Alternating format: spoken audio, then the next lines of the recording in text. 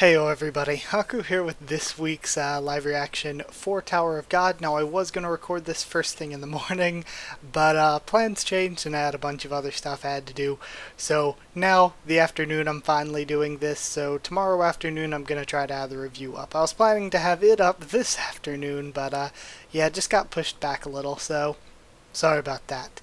But tomorrow, review will be up. Now, last time we had Doom waking up and he has a silly, goofy face, but I think that could be purposeful. I feel like it could be very much a White situation where he's revived, he's technically awake now, but all that power of his that Yama's been giving out to people, he needs to go reclaim it to be fully revived. And that's why he might look the way he does now. So, yeah. Or it could just totally not be that, but I feel like from what we've seen and heard so far that there's a good chance it could be just like that, just like another White situation really. But yeah, let's go ahead and read and see what we've got going on this week. So we got chapter 437 or season 3 episode 20. And we're starting off with Doom here. Which one of you were the traitors who serve Yama? Alright. Hey, and he smiles. I see you have my fang. My fang. Wait, is he Yama's older brother? He's shorter than I imagined, thinks Kun, but I can tell he's definitely dangerous. Who the hell are you? Oh no! No, good design girl, don't charge in! Oh yes, judging by the way you're charging at me, you must be one of Yama's mutts. Again, I've said it all throughout this arc. Anytime there's a good design, they must instantly die. Doom special skill. Feral roar. Oh, so he just burped at her. Okay then. 52nd floor, Doom 1. Alright, so technically starting a new arc. Okay, or at least a new title arc. At least back in the day it used to be much easier to differentiate arcs just by the chapters. Now it's a little bit different with the way the chapter titles go, but either way. Doom 1. And he sends her into a wall. Rock space. Hey, alligator, you can move rocks, right? You think you can knock down that wall over there? Now, I really hope you're not on Yama's side, he says, looking at Apple and mysterious masked hooded person. Not really masked, they're not wearing a mask. Hand over my fang, light bearer. That's... What the... Are you Yama's treacherous servants too? And the wall's coming down. No, we're not. We're... Lord Paul. Behind you. Wait, what? Paul? Is this a translation mistake? Did they mean Doom? Or... behind you? Yeah, I don't know about this. I'm pretty sure they meant Doom. Behind you. The wall. Alright. Okay. We have a flash there right before it falls. And we're cutting away back to Jordan and Tall. Alright. This tremor. Is it what I think it is? Thinks, Tall. It has to be. Lord Yama's awake. Oh, never mind. Damn it, I have to alert Lord Paul. I thought they were feeling the thing that was going on in the other scene. Retreat! And he's just charging off. Hey you, stop right there. Well, can't he just shoot him with his ability? I see. So Paul came and staged a coup while I was asleep, huh? As if betrayal wasn't enough, Gato sided with the Elder's envoy and woke up my brother to dethrone me. Gato, I never thought that bastard would betray me like this. Doom should be awake by now. We don't have time for this, Lord Yama, says Bomb. The citizens of the cage are dying. You have to go and help your men. No, the situation's far too complicated to act so rashly. If Doom dies, our entire canine people species will die with him. Okay, die with him? What do you mean? My master said that you defeated all of your brothers long ago. So you knew. Yes, I beat them all. I can take on Paul any time. No matter how many Pauls they send my way, I can take them all. But with Doom, it's a different story. He's special. Doom is the source of all canine people's power. All the transformation power the canine people wield belongs to him. Okay, so all of the transformations are his. What? My brothers and I never knew our parents. We do not know where we were born or why we were abandoned, but all we know is that the three of us are brothers, and that we're stronger than others. Okay. This is a good shot of the three of them. We called ourselves wild dogs. Doom was our leader. He had a knack for leading a pack, unlike me, who was more comfortable alone. He also had a special ability. He had the ability to share his powers with others, and with his power, even an ordinary man could become a canine person and transform. None of us could bear a child, but the newly turned canine people could. That's how Doom gradually gathered his pack. The problem arose when the elders from FUG took an interest in him. FUG wanted to make a slayer out of Doom so they could have our power. I was against it, and there was a good reason I opposed the idea. Doom had the ability to use mind control on the canine people with whom he had shared his power. If he wanted to, he could even make the entire canine people end their own lives. Doom and the elders were trying to use that power to make the canine people fight for FUG. In exchange, Doom became a slayer of FUG. Paul agreed to Doom's plan. I opposed it. Eventually we ended up fighting each other over who gets to rule the pack. It was a long and brutal fight, but it was I who won the fight. I banished Paul from the clan, ripped out Doom's heart, and managed to lock him up in the cage. But there was still a problem. Unlike Doom, I can't share my power with others. With most of the canine people killed during our feud, without Doom to share his power, us canine people could go extinct with our numbers growing thin. That's why I decided to borrow power from FUG in the workshop. I promised to become a slayer and lend them my power. In exchange, I asked them to invent a device that could harness my brother's power and share it with other canine people. Eventually, the workshop managed to craft the device, and I became a slayer.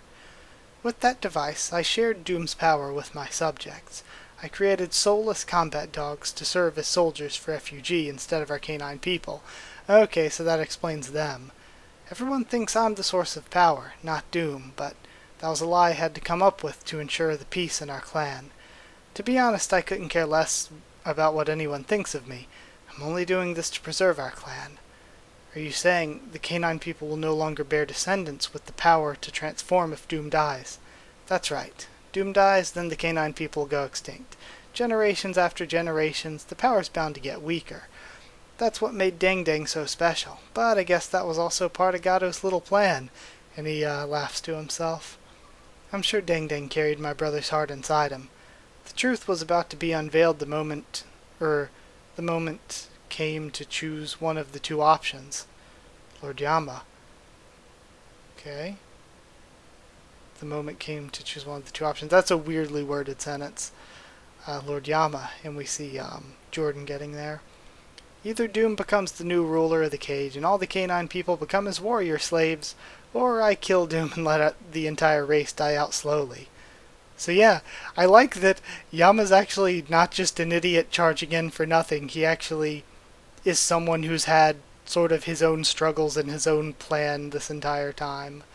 His own, sort of rock and a hard place that he's stuck between. Either way, our fight is inevitable. If I were to fight him again, I can't lock him up again. I'll have to kill him this time. Yama.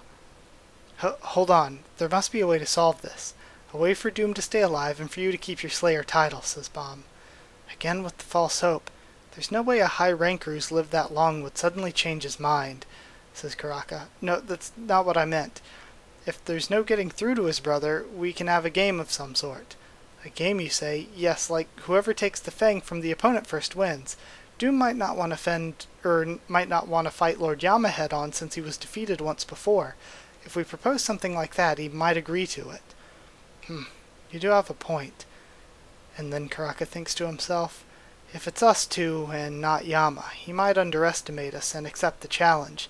And if it goes well, we might be able to get Yama and his canine people to help us rescue our master.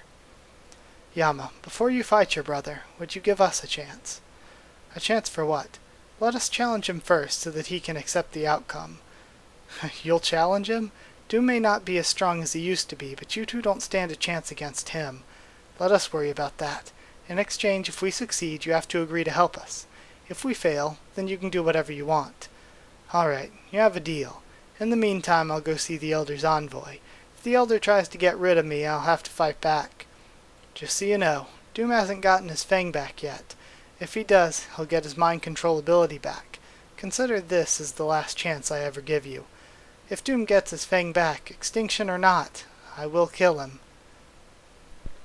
Okay, so now we have the importance of the fang and everything. Alright, and we see Grande in the hooded person now. Or not Grande, Venti in the hooded person. Where's Apple, they think. Alligator, run! Damn it, what about that turtle Dang Dang?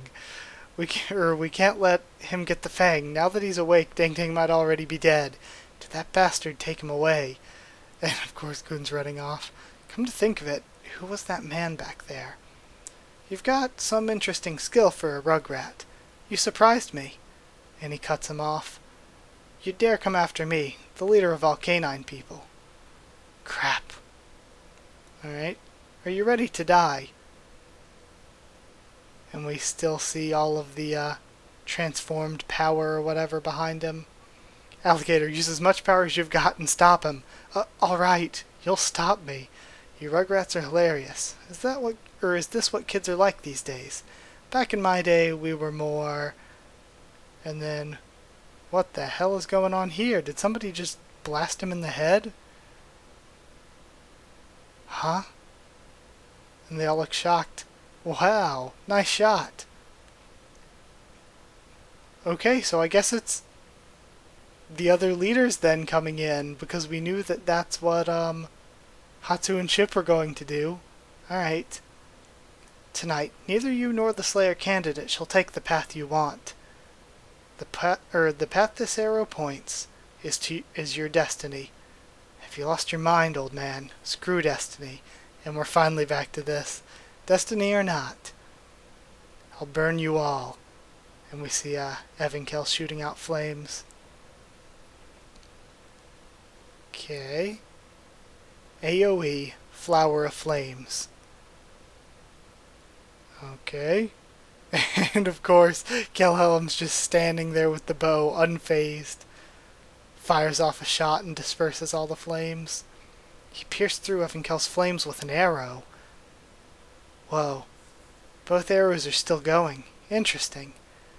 And they're just swirling around. What the hell? They just keep going around in circles. The arrows. They're pointing a path, thinks Yuan-sung. No way. I warned you. These arrows will point your path. Elder. And Yuan-sung calls out to him. Now, we must leave. We're going to the cage. Alright. We will kill the Slayer candidate. And bring down Yama and elect a new Slayer.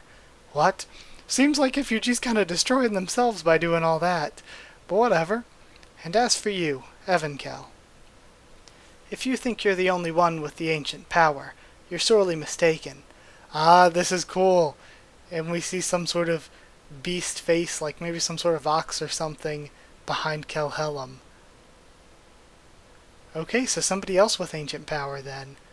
Wait, is he? Let's go. Hey, stop.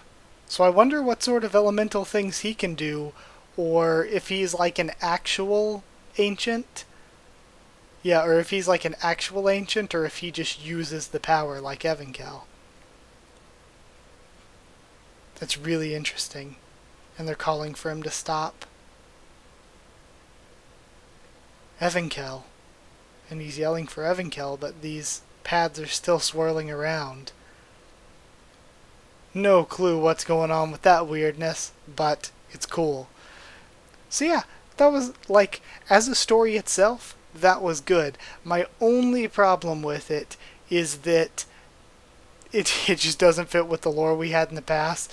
It's like, we got all this stuff about how the Bay Road worked, and about the blood fusion and stuff back in Workshop Battle, and then this just totally throws it out. So it's like, if you go back and reread the series, that whole backstory and information we got has been retconned to a point where it just doesn't make sense anymore.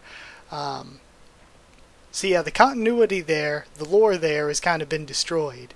But as a story itself, not thinking about previous arcs, if this arc was the only thing that existed, yeah, it's good in itself. But it's just with past stuff, it doesn't fit in with what we've learned in the past. But either way, I'm excited to see what's going on. Also, why on earth would Kelhelm want to kill two people that could very much help them stand against Zahard? Who knows? They have their own plans, I guess. I mean, we're seeing more and more of these ultra-powerful characters who can probably hold their own anyway against a lot of Zahard's strongest people. But, yeah, I guess we'll learn more about Kelhelm's motives when we read some more in the future. But either way, that's it for this week. Thank you for watching. Like if you did like the video, comment down there to tell me what you thought of this chapter, what you thought of my first thoughts and reactions. Subscribe for more Tower of God, much more on the channel. Follow on Twitter if you want. I can try to keep you updated there and stuff for the channel or talk to you there.